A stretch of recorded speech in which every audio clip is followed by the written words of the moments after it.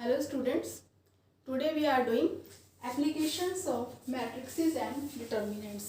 जो भी अब तक हमने किया है मैट्रिक्सेस और डिटर्मिनेंट्स में उन सब की एप्लीकेशन, उन सबको यूज़ करेंगे। उन सबको यूज़ करके हम क्या निकाल रहे हैं? हम निकाल रहे हैं इन्वर्स ऑफ अ मैट्रिक्स।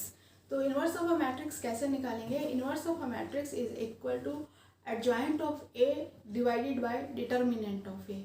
तो हमें कोई भी मैट्रिक्स गिवन है तो उसका हम इन्वर्स निकाल सकते हैं इस मेथड से, adjoint of A by determinant of A, and this is called matrix method to find the inverse of a matrix. और अब यहाँ पे एप्लीकेशन क्या है कि हम to find the system of linear equations, to solve the system of linear equations को मतलब उस सिस्टम को सॉल्व करने के लिए means find the value of x and Y.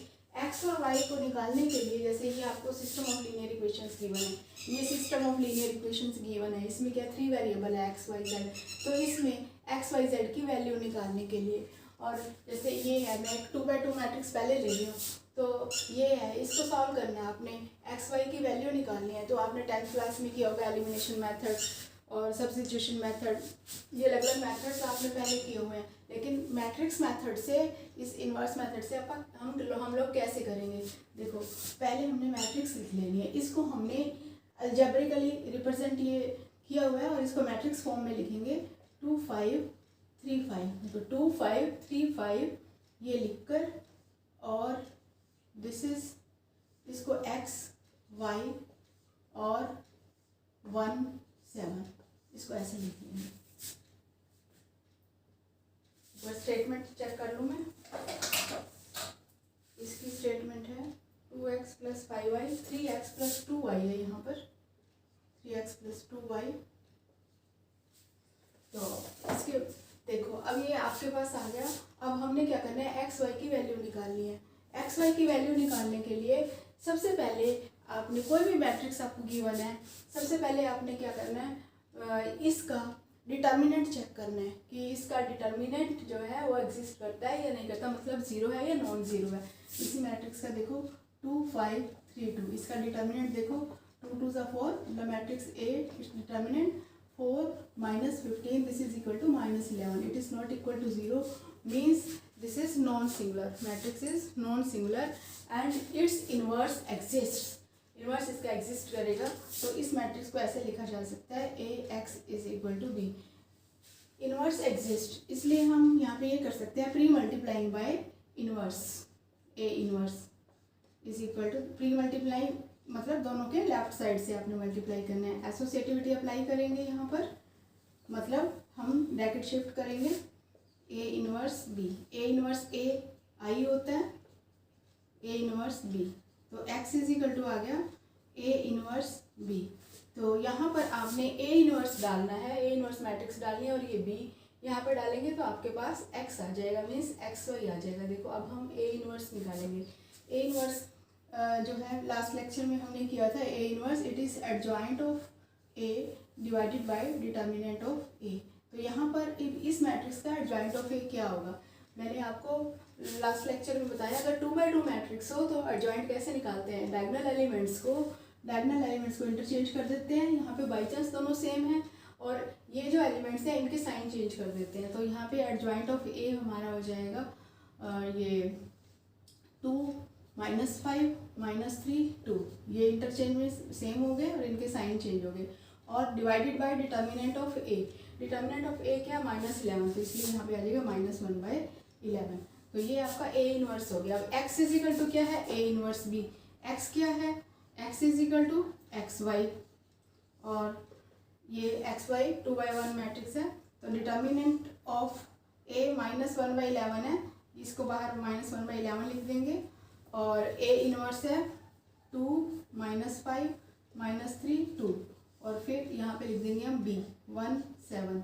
तो पहले हम इनको मल्टीप्लाई कर लेते हैं। अगर हम इससे पहले डिटर्मिनेंट को मल्टीप्लाई, डिटर्मिनेंट के साथ ये जो -1/11 है, इसको अगर इसके साथ मल्टीप्लाई करते हैं तो क्या होता है? 4 टाइम्स मल्टीप्लाई करना पड़ेगा, 4 एलिमेंट्स के साथ ट्रीट करना पड़ेगा, फिर उसको फिर इसके साथ करेंगे तो फिर ये कॉम्प्लिकेटेड हो जाता है। तो हम पहले क्या करते हैं, ये 2x2 मैट्रिक्स है, ये 2/1 है, तो पहले हम इन दोनों की मल्टीप्लिकेशन कर लेते हैं, बाद में -1/11 करेंगे। -1/11 इन दोनों की मल्टीप्लिकेशन देखो फर्स्ट रो इस कॉलम के साथ 2 2 और -35, फिर ये वाला second -3 + 14, this is equal to -1/11, ये -33 हो गया, ये 11 हो गया। अब आप इस स्केलर से -1/11 को अंदर ले जाएंगे, मतलब इससे मल्टीप्लाई करेंगे तो ये कितना आ जाएगा, आ जाएगा 3, आ जाएगा -1, तो x इज इक्वल टू 3,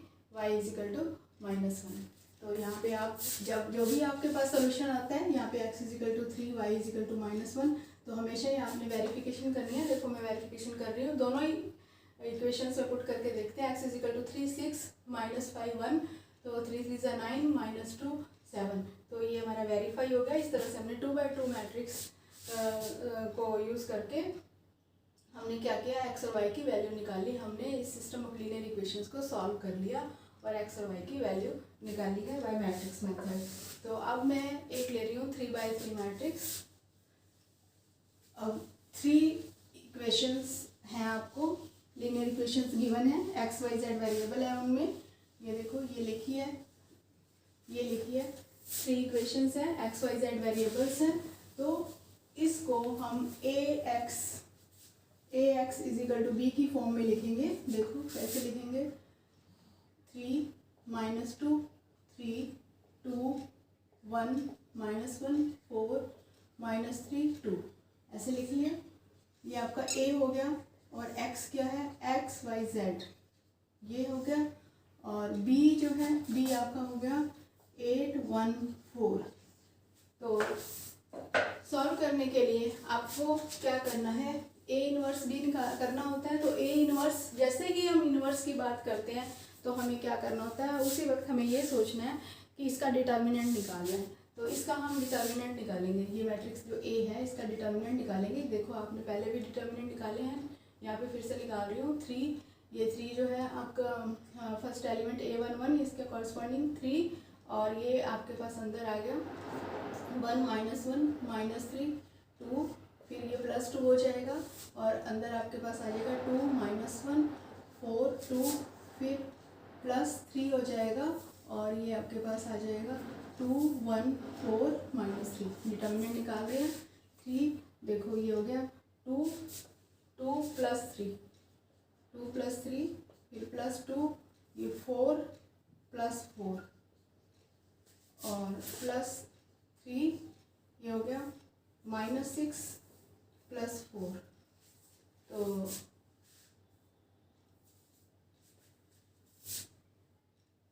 फिर से एक बार चेक कर लेते हैं। 3 -2 इक्वेशंस 2 1 -1 4 -3 2,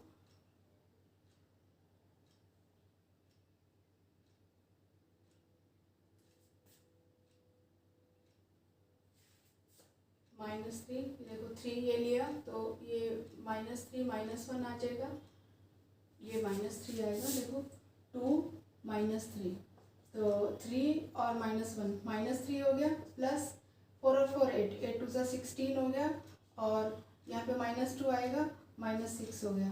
तो ये कितना हो गया आपके पास, -9 और ये प्लस का 16 हो गया, ये आ गया आपका 7।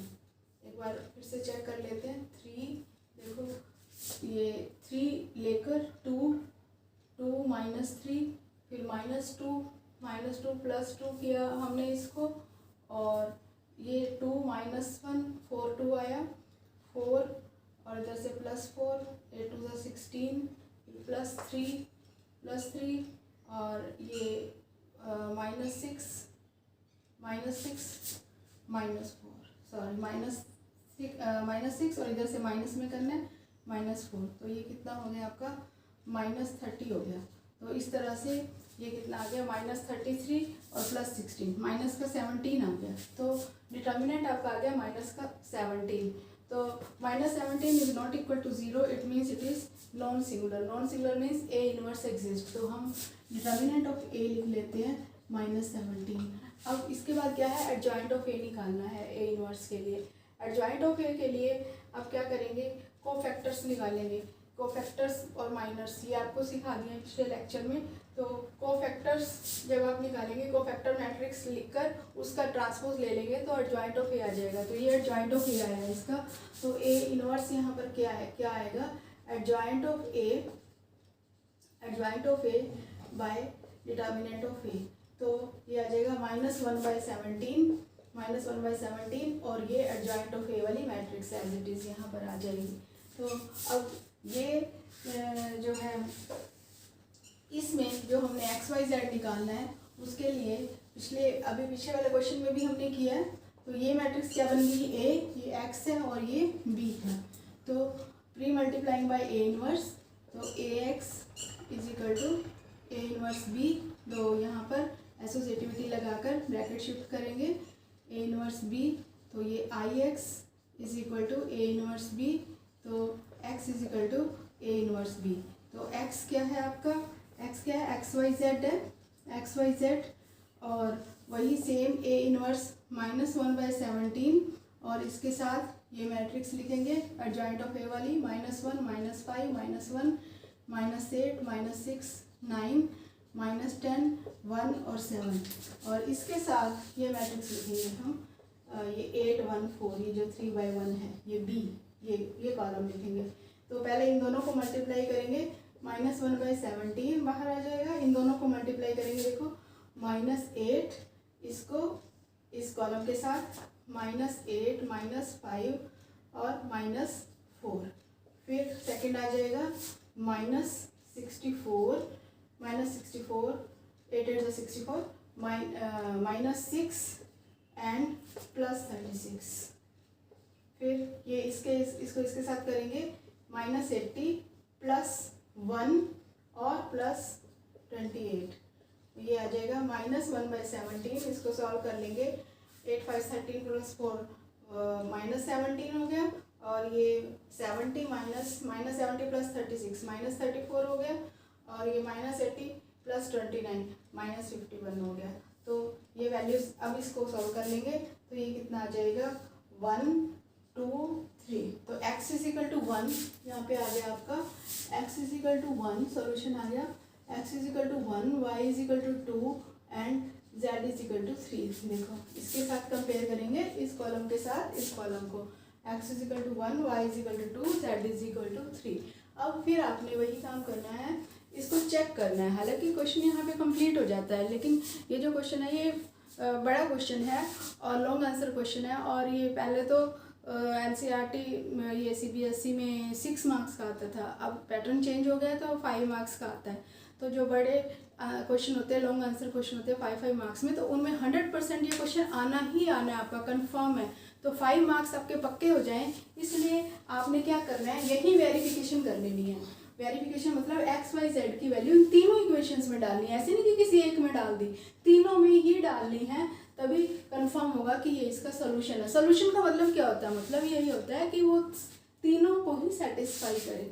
तो यहाँ पे x is equal to 1 put करो, देखो मैं यहाँ पे पुट कर रही हूँ, x is equal to 1 put किया 3 आ गया, 2 पुट किया -4, y को 2 पुट किया, z को 3 पुट किया, 3 3 ज़ा 9। तो कितना हो गया, 12 - 4 8 आ गया। देखो x इज इक्वल टू 1, ये 2 हो गया, +2 और z -3, देखो 1 आ गया। फिर x इज इक्वल टू 1 4 और y 2 पुट किया -6, ये +6, देखो ये भी 4 आ गया। तो इस तरह से हमारा ये सॉल्व सेटिस्फाई होगी, वैल्यूज तीनों इक्वेशन सेटिस्फाई हो गई। इसका मतलब क्या है कि यही हमारा सोल्यूशन है, x is equal to 1, y is equal to 2, z is equal to 3। अब एक एग्जांपल मैं आपको करवा रही हूँ स्टेटमेंट वाला। जैसे स्टेटमेंट दी होती है, पहले उसको आपने अलजेब्रिकली रिप्रेजेंट करना है। स्टेटमेंट गिवन होगी, इस टाइप की इक्वेशंस आपने खुद बनानी है।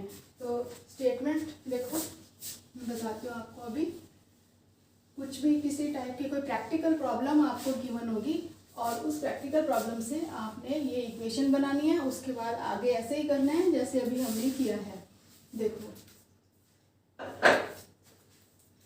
क्वेश्चन है, the sum of 3 numbers is 6, means let the three numbers are x, y and z. Sum of 3 numbers is 6, x plus y plus z is equal to 6। फिर उसके बाद है if we multiply third number by 3 and add second number to it, third number by 3, इसको 3 से multiply करना है third को, second में इसको ऐड करना है, वी गेट 11 आ रहा है। फिर इसके बाद वो कहता है कि by adding first and third number we get double of second, by adding first and third we get second, double of second. तो x minus 2y plus z is equal to 0, ये आपकी इक्वेशन बन गई, ये simultaneous linear equations बन गई 3। इनको अब आप वैसे ही जैसे अभी पिछला क्वेश्चन किया है इसी टाइप से 1 1 1, यहाँ पे कुछ नहीं है, x कुछ नहीं है तो यहाँ पे 0 आ जाएगा, 0 1 3 1 माइनस 2 और z के कोफिशिएंट 1 है, ये आपका a बन गया। उसी टाइप से सेम और x उसी टाइप से x y z हो गया, और इधर आपका 6b हो गया, 6 11 0।